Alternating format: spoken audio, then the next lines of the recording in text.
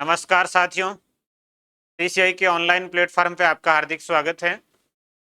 आज अपनी एक विशेष श्रृंखला, ये जो क्लास है ये चतुर्थ श्रेणी भर्ती के लिए स्पेशल, इसको एज ए टेस्ट पेपर पहले टेस्ट करवाया गया और उसके बाद इसका वीडियो सॉल्यूशन है।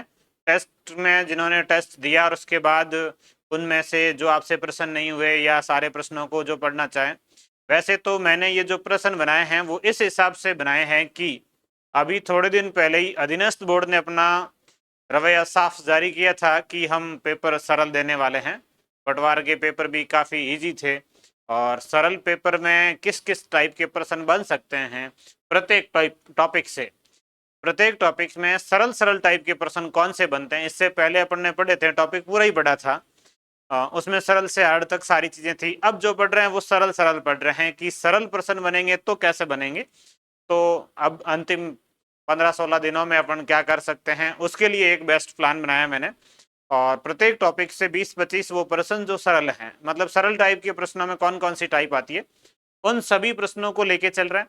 आज इसका टेस्ट हो चुका, आपके टेस्ट आपने दिया होगा और नहीं दिया है तो भी आप इन प्रश्नों को जरूर देख लीजिए ताकि सरल टाइप का कौन सा प्रश्न है और वो प्रश्न आपके परीक्षा में आए तो उसको कैसे करना है। और मेरा ये प्रयास रहेगा कि सरल टाइप के जो प्रश्न बनते हैं टॉपिक में उन सबको लेंगे और इतना ही बनते हैं, पर टॉपिक 20-25 प्रश्न ही बनते हैं और टोटल अपने 300 प्रश्नों का ये मॉड्यूल है। 300 प्रश्नों में मैं उन सभी प्रश्नों को करवा दूंगा जो चतुर्थ श्रेणी में आने लायक है और सरल टाइप के जितनी टाइप बनती है उन सब टाइप को प्रश्नों को लिया गया है। वैसे तो सरल पेपर में विद्यार्थी को नुकसान होता है। अधीनस्थ बोर्ड के चेयरमैन साहब ने पहले ये बताया था कि सरल पेपर इसलिए कि मतलब जो बिना कोचिंग करने वाले का भी चयन हो जाए। आज के समय में वैसे बिना कोचिंग वाला ऐसा तो कोई विद्यार्थी है नहीं, तैयारी करने वाला विद्यार्थी ऑफलाइन नहीं देख रहा है तो ऑनलाइन तो क्लास ही देख रहा है। जैसे अपनी क्लास गणित की किसी ने तैयारी की है तो गणित फ्री है, कोई भी विद्यार्थी यूट्यूब के माध्यम से पढ़ भी सकता है। तो फ्री क्लासें बहुत सारी है, वैसे सारे सब्जेक्टों की आपको फ्री क्लासें मिल जाती है तो बिना कोचिंग का विद्यार्थी। लेकिन बात ये आती है कि सरल पेपर में पढ़ने वाले विद्यार्थी के सिलेक्शन के उतने चांसेस नहीं होते जितने हार्ड पेपर में होते हैं। हार्ड पेपर में 100% श्योर है कि पढ़ने वाले का ही होगा, क्योंकि हार्ड पेपर को थोड़ा बहुत पढ़ने वाला या कम पढ़ने वाला विद्यार्थी नहीं कर पाएगा।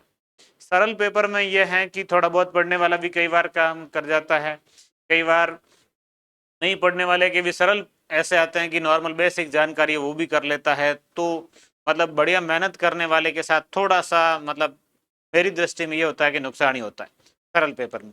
पेपर हार्ड होना चाहिए था लेकिन उन्होंने ऐसे कहा कि सरल ही है तो फिर अपने को अब सरल के हिसाब से एक विशेष श्रृंखला लानी पड़ी है। आज इस श्रृंखला की शुरुआत है। पहला टेस्ट था, इसमें LCM HCF टॉपिक और इस टॉपिक के 20 प्रश्न। अभी अपन उन 20 प्रश्नों का सॉल्यूशन देखेंगे कि किस तरीके से है। ये विशेष रूप से चतुर्थ श्रेणी भर्ती को ही फोकस करके बनाए गए हैं। इस एग्जाम में कैसे कैसे प्रश्न बनेंगे। पहला, सबसे सरल में यह है कि संख्या दे रखी और उसका HCF पूछ ले। 12, 18 और 24 का HCF क्या है। HCF का मतलब होता है हाईएस्ट कॉमन फैक्टर, अधिकतम उभयनिष्ठ जो दोनों का गुणनखंड है वो कौन सा है। तो 12, 18 में इनमें से सबसे बड़ी कौन सी संख्या का भाग जाता है यही देखना है। 12, 18, 24 में 2 का ही भाग जाता है, 6 का ही जाता है, 9 का तो जाता नहीं है। 9 का भाग तीनों में जाता नहीं, 9 उत्तर है नहीं। 2 और 6 दोनों का ही जाता है तो 2 छोटी संख्या है, 1 का भाग जाता है छोटी संख्या और बड़ी संख्या कौन सी है 6। तो इन तीनों में सबसे बड़ी संख्या कौन सी, ऑप्शन में से देख के आपको उत्तर बताना कि 6 का भाग जाता है तीनों में ही और ये सबसे बड़ी संख्या होगी तो इसका HCF क्या होगा, 6 होगा। दूसरा इसका तरीका है कि आप इनके अभाज्य गुणनखंड कर लो। 12 के गुणनखंड 2 गुणा 2 गुणा 3, 18 के गुणनखंड 2 गुणा 3 गुणा 3 और 24 के गुणनखंड 2 गुणा 2 गुणा 2 गुणा 3। अब इनमें कॉमन क्या है, 2 गुणा 3, 2 गुणा 3, 2 गुणा 3, ये 2 गुणा 3 कॉमन है और 2 गुणा 3 कितना हो गया है, 6 हो गया। तो इन संख्याओं का HCF क्या होगा, 6 होगा। तो ये इसका तरीका है जिससे आप HCF ज्ञात कर सकते हैं। ये सरल संख्याओं में LCM पूछ ले, 84 और 75 का LCM। तो LCM में आप एक साथ अभाज्य गुणनखंड कर लीजिए। 84 और 75 का एक साथ अभाज्य गुणनखंड, 2 का भाग 84 में 42, 75 में नहीं जाता। फिर 2 का भाग 42 में 21, 75 में नहीं जाता।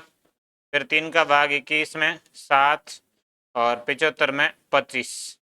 फिर 5 का भाग 7 में नहीं जाता, 25 में जाएगा 5 बार। फिर 5 का भाग 7 में नहीं जाता, 5 में 1 बार। फिर 7 में 7 का भाग 1 बार। और इन संख्याओं के गुणा करेंगे तो ये एलसीएम आ जाएगा। तो गुणा में ये ध्यान रखना, 2 5 का गुणा अलग करना। 2 गुणा 5 10, 2 गुणा 5 10, 10 गुणा 10 हो गया 100। 100 का मतलब है 2 जीरो। तो संख्याएं 7 गुणा 3, 7 गुणा 3 21। तो इन संख्याओं का एलसीएम कितना हो जाएगा 2100। ऑप्शन नंबर बी इसका सही उत्तर है 2100। तो आप इस तरीके से इन प्रश्नों को हल कर सकते हैं। एलसीएम के जो भी प्रश्न आते हैं एक साथ अभाज्य गुणनखंड करो और उसके बाद जिन जिन संख्याओं का भाग दे रहे हैं उनका गुणा कर लो, ये एलसीएम है। सरल प्रश्नों में ये आता है एलसीएम एचसीएफ, आपको ऐसा आना चाहिए। दूसरा सरल प्रश्नों में भिन्न का आ जाए, जैसे ये भिन्न का प्रश्न है, आपको एलसीएम पूछे तो पहले इस भिन्न को सरल भिन्न में बदलेंगे। 4 का 1 से गुणा 4, 1 ये जुड़ेगा 5/4। दूसरी भिन्न 3 का 1 से गुणा 3, 2 जुड़ेंगे 5, 5/3। 2 का 2 से गुणा 4, 1 ये 5/2। 5/4, 5/3 और 5/2, ये तीनों भिन्नें आ गई। अब आपको इनका एलसीएम लेना है। देखो एलसीएम एचसीएफ दोनों ही लिख सकते हैं अपन, दोनों एक ही प्रश्न में सीख लेते हैं, अलग प्रश्न आ जाएगा। वैसे एलसीएम में ये होता है कि जो ऊपर संख्या है उनका एलसीएम लिखना है, बटे में जो संख्या है उनका एचसीएफ लिखना है। ये एलसीएम का सूत्र होता है। एलसीएम ऊपर की संख्या मतलब अंशों का, 5 5 और 5 का एलसीएम लेना, तो 5 5 का एलसीएम तो 5 आएगा, बटे में एचसीएफ 4 3 और 2, 4 3 2 का एचसीएफ मतलब इन तीनों में कॉमन संख्या क्या है, तो 4 3 2 में तो कोई संख्या कॉमन नहीं है, तो एचसीएफ आएगा 1। तो इनका एलसीएम हो जाएगा 5/1 मतलब 5। Option number B. एचसीएफ पूछा होता तो ऊपर की संख्याओं का एचसीएफ लिखना है, बटे की संख्याओं का एलसीएम लिखना है। ऊपर संख्या है 5 5, 5 5 में कॉमन क्या है, 5 कॉमन है, 5 एचसीएफ आएगा। बटे में एलसीएम लिखना है, तो 4 3 और 2 का एलसीएम लिखना। 4 3 और 2 का भाग जाने वाली संख्या 12, तो इनका एचसीएफ पूछे तो 5/12, एलसीएम पूछे तो 5। तो प्रश्न में एलसीएम पूछा है 5 होगा, एचसीएफ पूछा होता तो 5/12 होगा। तो भिन्नों का एलसीएम एचसीएफ ऐसे याद करते हैं। एलसीएम होता है अंशों का एलसीएम बटे में हरों का एचसीएफ, और एचसीएफ होता है कि अंशों का एचसीएफ और बटे में हरों का एलसीएम। इस तरीके से आप अंशों का और हरों का एलसीएम एचसीएफ ज्ञात करके भिन्न का एलसीएम एचसीएफ लिख सकते हैं। ये एचसीएफ का प्रश्न आ गया। एचसीएफ ज्ञात करने का अभी सूत्र लिखा, ऊपर जो संख्याएं होगी अंश होंगे, उन अंश का एचसीएफ लिखना है, बटे में जो संख्याएं होती है वो होती है हर, और आपको हर का एलसीएम लिखना है। बात यह है कि जो ज्ञात करना है वो ऊपर लिखना है, दूसरी वाली संख्या बट्टे में लिखनी है। जो ज्ञात करना वो ऊपर, दूसरी वाली संख्या बट्टे में। अब इसमें एचसीएफ ज्ञात करना है 6 4 और 8, जो ऊपर संख्या है 4 6 8, इन संख्याओं का तो आपको लेना है एचसीएफ। और जो बटे में संख्या है कौन सी, 5 8 25, इन संख्याओं को लेना एलसीएम। इसमें एक थोड़ी सी दिक्कत है कि ये भिन्न कट रही है, तो इस भिन्न को आपको काटना होगा।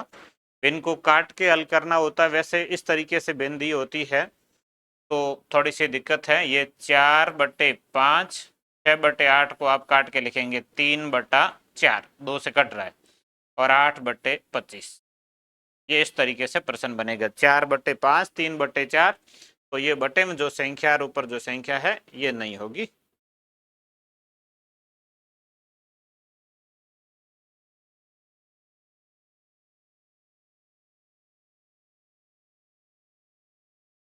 इधर 3 है, इधर 4 है, ये लिखना है। ये थोड़ा सा ध्यान रखना है कि भिन्नों को काट के फिर हल करना होता है।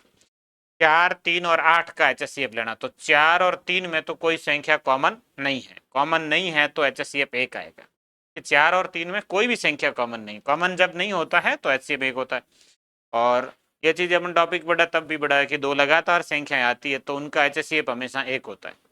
तो लगातार आ जाती है उसमें कोई भी संख्या कॉमन नहीं होगी। अब बटे में इनका एलसीएम लिखना है, तो 5, 4 और 25 का एलसीएम, तो 5 का भाग तो 25 में जाता है, मतलब 25 और 4 का एलसीएम लेना, 25 और 4 का एलसीएम आएगा 100, तो इसका उत्तर आएगा 1/100। ऑप्शन नंबर बी इसका सही उत्तर है, 1/100 इसका उत्तर होगा। एक ही आता दशमलव संख्याओं का, ये ज्यादा इंपॉर्टेंट है। पशु परिचर एग्जाम तो था, उसमें ये प्रश्न बहुत बार पूछा गया था। इस प्रश्न को थोड़ा सा ढंग से आप समझिए। 0.04, अगली संख्या 0.6, अगली संख्या 0.25। इसका सबसे सरलतम तरीका ये होता है कि आप दशमलव के बाद अंकों को बराबर करेंगे। जैसे इसमें अंक 2, इसमें अंक 2, लेकिन इसमें दशमलव के बाद एक ही अंक है, एक अंक है तो इसके बाद एक जीरो और लगेगा, जीरो लगा के अंक बराबर करेंगे। जीरो लगा सकते हैं, दशमलव की कोई भी संख्या उसके अंत में कितने भी जीरो लगाए उससे कोई फर्क नहीं पड़ता है, तो ये जीरो लगा दिया।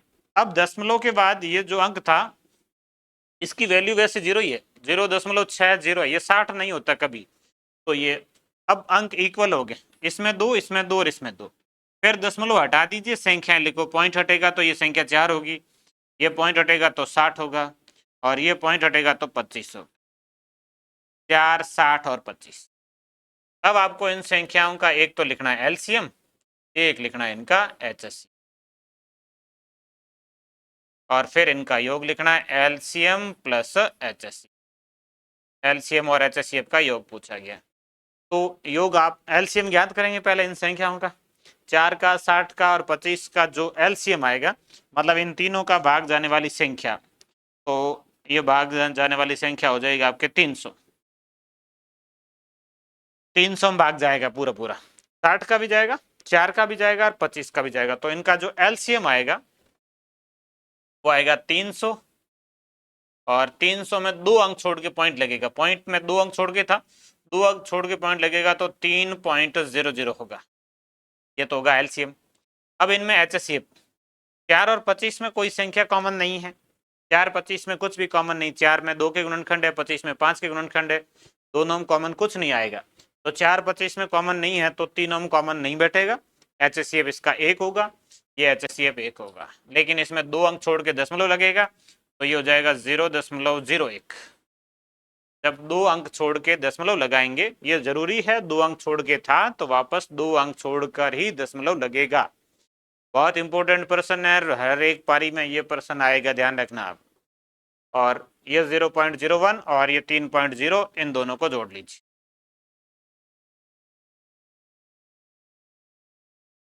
अब इन दोनों को जोड़ेंगे तो आएगा 3.01, ये इसका आंसर है, 3.01। 3.01 ऑप्शन नंबर ए इसका सही उत्तर है 5वें प्रश्न का। अगला पावर फॉर्मेट में भी पूछा जाता है कई बार, ये भी आसान है, एलसीएम और एचएससीएफ। देखो पावर फॉर्मेट में लिखा हो, एचएससीएफ पूछा है, अपन दोनों ही सीख लेते हैं। एलसीएम क्या होता है और एचसीएफ क्या होता है। पावर फॉर्मेट में लिखे हो तो एलसीएम और एचसीएफ किस तरीके से होंगे। एलसीएम ये होता है पावर फॉर्मेट में सभी संख्याओं की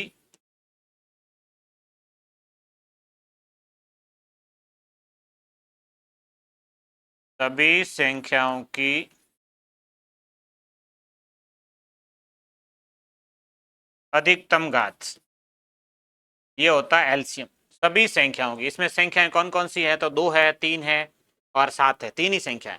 इसमें 2 3, इसमें 2 7, 2 तो कॉमन है, 3 7 अलग अलग है, टोटल 3 संख्याएं। 2 है संख्या मतलब आधार की संख्या, 2 ये 3, 2 ये 3 ये 7 और ये 2 आधार की संख्या, वो संख्या है। तो 3 संख्याएं, एक है 2, एक है 3, एक है 7। अब इनकी पावर अधिकतम लिखनी है, एक ही है वो तो सीधा ही लिखना, 7 की पावर 2 ही है, 3 की पावर 1 ही है, कॉमन तो 2 है, 2 में मैक्सिमम पावर कितनी है, तो 2 में मैक्सिमम पावर है 5, तो ये 2 की पावर 5, ये तो होगा एलसीएम। और एचसीएफ जो होता है वो होता है उभयनिष्ठ संख्याओं की,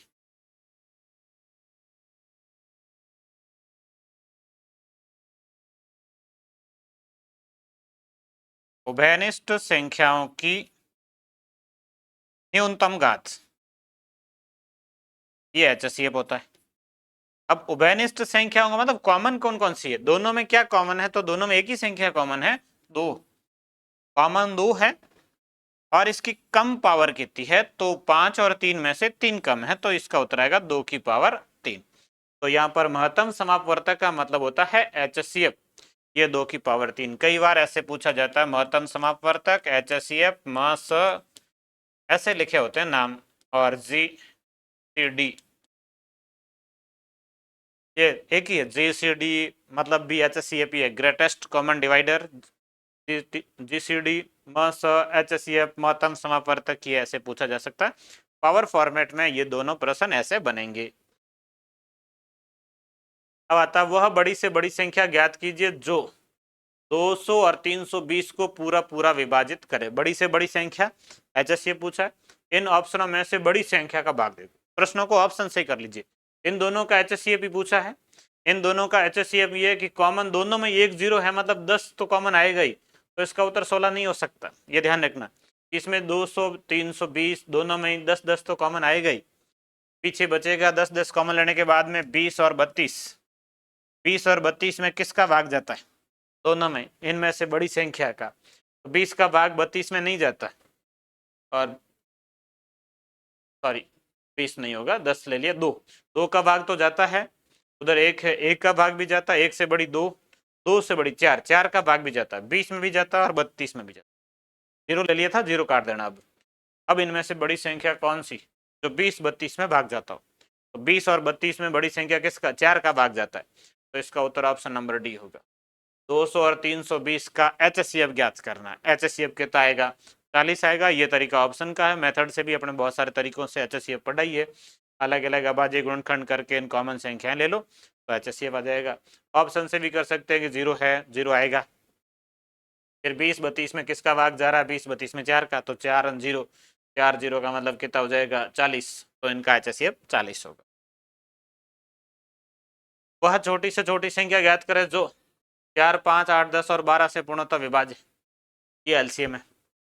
इन संख्याओं का LCM देख लीजिए, इनमें से 4 5 8 10 12, 4 5 8 10 12 का भाग जाने वाली संख्या, तो इनमें से है ये 4 5 8 10 12, एक साथ अभाज्य गुणनखंड कर लो, LCM आ जाएगा 2 5 4 5 और ये 6। फिर 2 का भाग 1, इसमें नहीं जा रहा है, इसमें 2 बार, इसमें नहीं जा रहा है, इसमें 3 बार, अब भी 2 का भाग जा रहा है 1 5, इधर 1, अब 2 का भाग नहीं जाएगा, अब भाग जाएगा 3 का, 1 5 1 5 और 1, और अब भाग जाएगा 5 का, सारे 1 हो जाएंगे।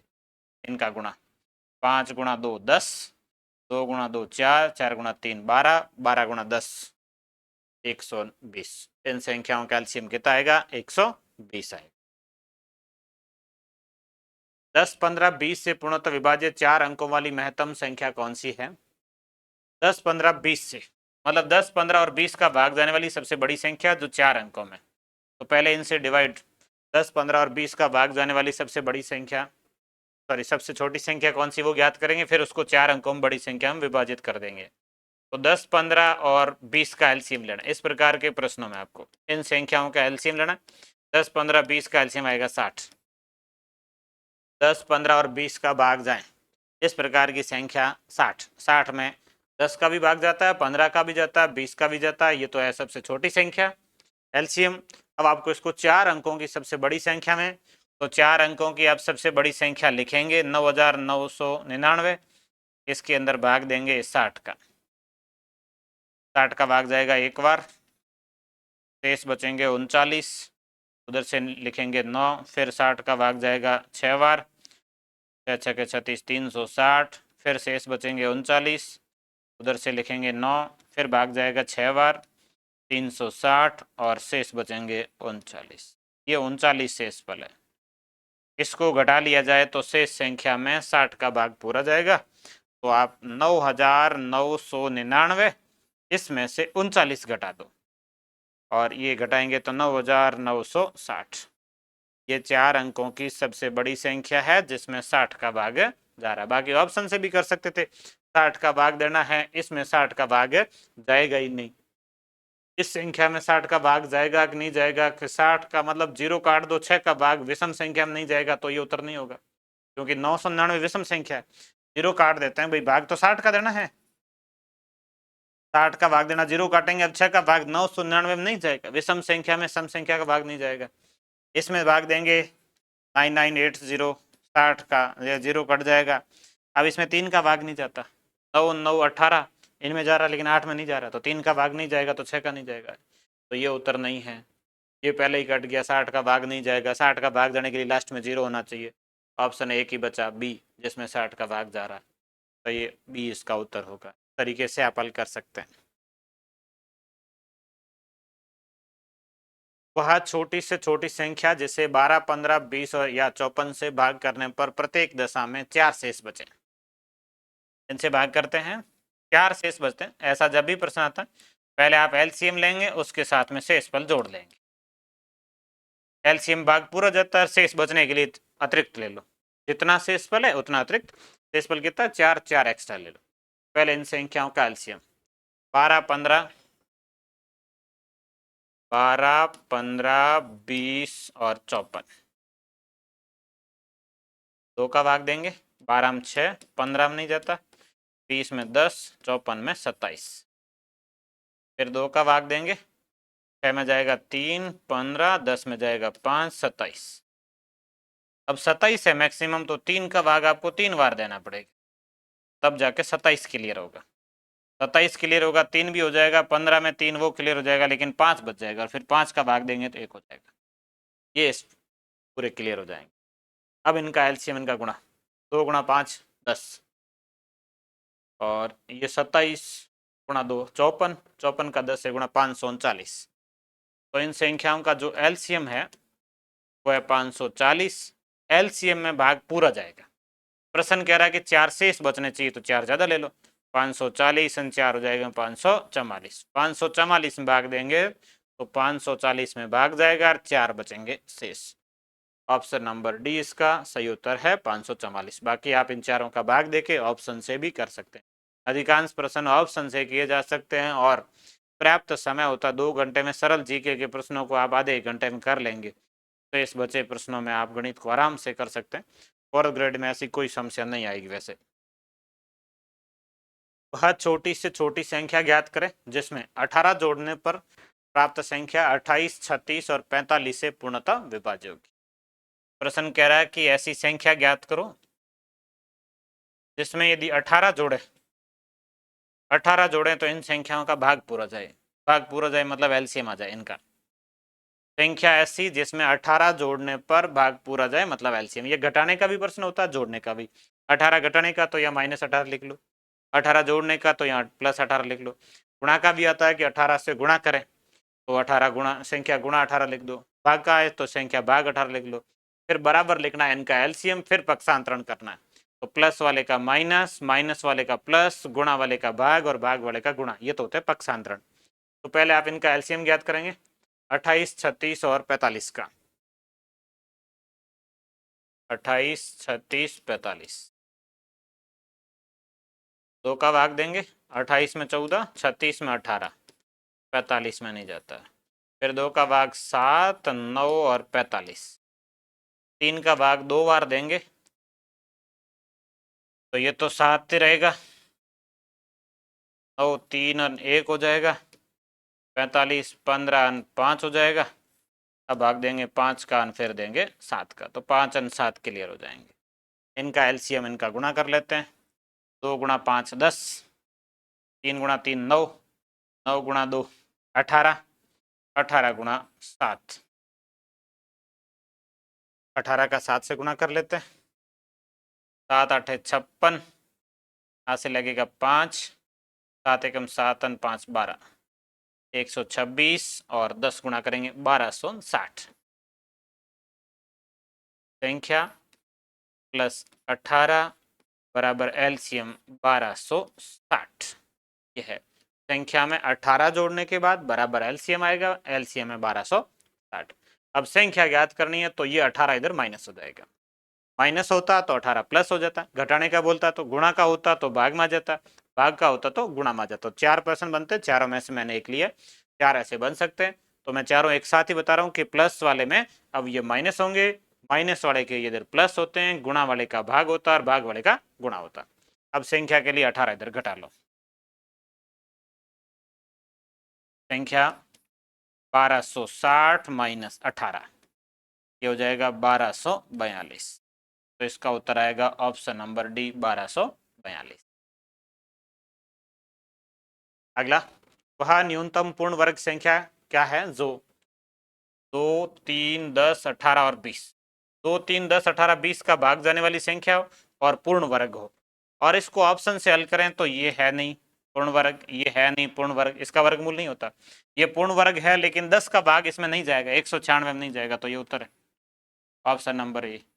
बहुत सारे ऐसे प्रश्न होंगे जहां आपको हल करने की आवश्यकता ही नहीं है। देखो, इनका भाग जाना चाहिए, तो ये पूर्ण वर्ग संख्या का कह रहा है, ये दोनों पूर्ण वर्ग है नहीं। इस संख्या में पूर्ण वर्ग तो है लेकिन 10 का भाग नहीं जाएगा, न 20 का जाएगा, 196 में 10 का 20 का भाग नहीं जाएगा, बची संख्या 900 और इन संख्याओं का भाग जाएगा। ऑप्शन नंबर ए, एक ही ऑप्शन में ऐसा आ रहा तो आपका सीधा उत्तर आ गया। बाकी आपको इनका एलसीएम लेना होता, तो 2 का भाग 18 में जाता है, 3 का भाग भी 18 में जाता है, 10 का भाग 20 में जाता है, तो आपको एलसीएम तो 18 और 20 का लेना है। 18 20 का एलसीएम लेंगे तो इनका एलसीएम आएगा 180। 18 20 का एलसीएम 180 है। 180 पूर्ण वर्ग संख्या नहीं है। अब 180 को किससे गुणा करें कि पूर्ण वर्ग बन जाए, तो 180 को आप 5 से गुणा करेंगे तो पूर्ण वर्ग बन जाएगा। 180 को 5 से गुणा करते ही हो जाएगा 900, और 900 एक कैसी संख्या है, पूर्ण वर्ग संख्या है।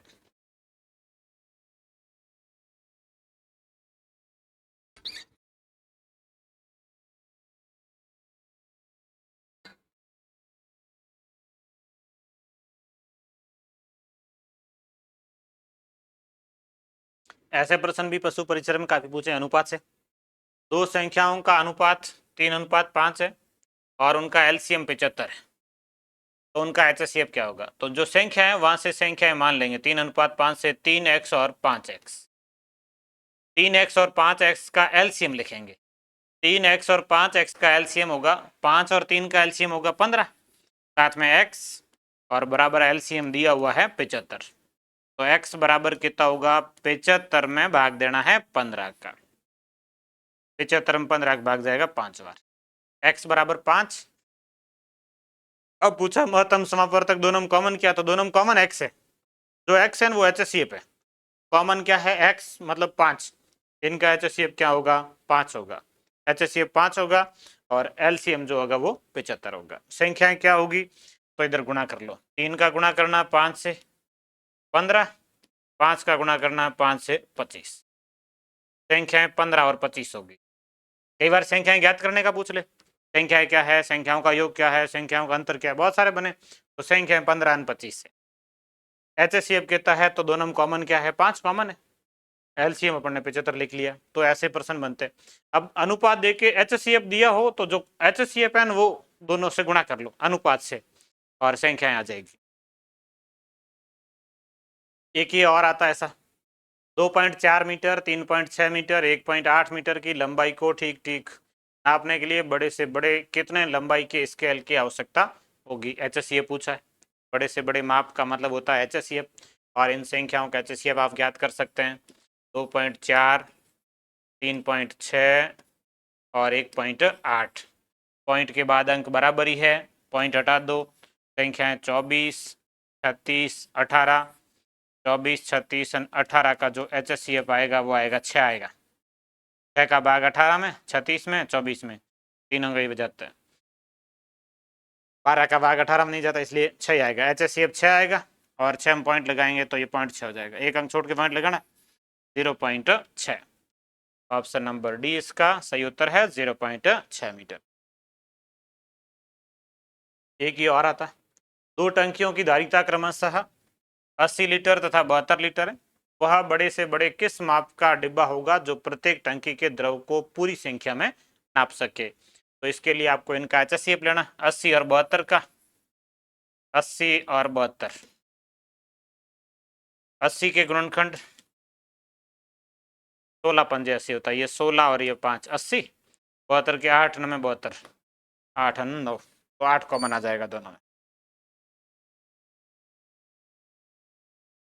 ये 72। इनका HCF कॉमन क्या है, 2 3 बार इसमें भी आया, 2 3 बार इसमें भी आया, HCF आएगा 8 लीटर। और 1 लीटर में 1000 घन सेंटीमीटर होते हैं, 1 लीटर के बराबर 1000 घन सेंटीमीटर होते हैं, तो 8 को 1000 से गुणा करेंगे तो ये घन सेंटीमीटर में आ जाएगा, तो इसका आयतन होगा 8000 घन सेंटीमीटर। 1 लीटर के बराबर 1000 घन सेंटीमीटर होता है, ये इंपॉर्टेंट फैक्ट है। 1 लीटर बराबर 1000 घन सेंटीमीटर। 1 घन मीटर आता है, यदि 1 घन मीटर है तो उसके बराबर 1000 लीटर होता है। 1 घन मीटर के बराबर 1000 लीटर होते हैं और 1 लीटर के बराबर 1000 घन सेंटीमीटर होते हैं। ये प्रश्न कई बार पूछते हैं ऐसा भी। अगला, 4 घंटियां 4 12 20 और 25 मिनट के अंतराल पर बजती है, यदि वे एक साथ 8 बजे बजती है तो पुनः एक साथ बजेगी। ये प्रश्न आता है, अलार्म वाले 2 टाइप से आता है। एक तो ये 8 बजे, अगली बार कब बजेगी, नहीं एक ये कि 5 मिनट में या 10 मिनट में या 2 घंटे में कितनी बार एक साथ बजेगी, 2 टाइप का प्रश्न बनता है। तो ये है इन संख्याओं का एलसीएम लेने का, 4 12 20 और 25। 20 और 25 का एलसीएम तो आएगा 100, तो हम 4 का भाग जाता है 12, 3 का नहीं जाता, 100 3 300, तो इनका एलसीएम आएगा 300। 300 मिनट बाद सभी घड़ियों में एक साथ अलार्म बजेगी। 300 मिनट का मतलब कितने घंटे हुए, 300 में आप 60 का भाग दे दो, 0 कट जाएगा, और 30 में 6 का भाग, 5 घंटे। 5 घंटे बाद सभी घड़ियों में एक साथ अलार्म बजेगी। अब प्रश्न आता है कई बार 2 टाइप से, एक तो ये कि अब 8 बजे हैं और अगला कब, तो 8 और 5 13, 13 मतलब 1 बजे, तो एक साथ कितने बजे बजेगी, 1 बजे बजेगी। ये इसका उत्तर ऑप्शन नंबर बी। दूसरा ये प्रश्न बनता है कि आपको पूछ लिया होता कि 15 घंटों में कुल कितनी बार बजेगी, 15 घंटों में कुल कितनी बार बजेगी, तो उसके लिए आपको क्या करना है, इस 15 घंटों में इस 5 घंटे का भाग देना है और प्लस 1 करना है, 1 एक्स्ट्रा लिखना है। एक शुरुआत का, प्रारंभ का, प्रारंभ में एक साथ बजी वो, प्रारंभ में एक साथ बजी ऐसा लिखा होता, एक वो, और 15 घंटों में 5 घंटों के हिसाब से 3 बार वो, टोटल कितनी बार, 4 बार एक साथ सभी घड़ियों में अलार्म बजेगी 15 घंटों में। प्रत्येक 5 घंटों में बज रही, 15 के हिसाब से 3 हो रहे हैं, एक प्रारंभ का जो साथ में, टोटल कितनी बार, 4 बार। तो ये प्रश्न 2 टाइप से बनता, एक मैंने ले लिया, दूसरा आपको समझा दिया। इन दोनों में से एक प्रश्न परीक्षा में जरूर पूछा जाता है। 2 संख्याओं का महत्तम समापवर्तक 13 और उनका लघुत्तम समापवर्तक 1989, यदि इनमें से एक संख्या 117 है तो दूसरी संख्या क्या होगी। ये भी बहुत इंपॉर्टेंट प्रश्न है, पशु परिचय एग्जाम में ऐसे कई प्रश्न पूछे गए हैं। इसका एक सूत्र है कि पहली संख्या गुणा दूसरी संख्या बराबर एलसीएम गुणा एचसीएफ। 2 संख्याओं का गुणा और उनके एलसीएम और एचसीएफ का गुणा हमेशा बराबर होता है।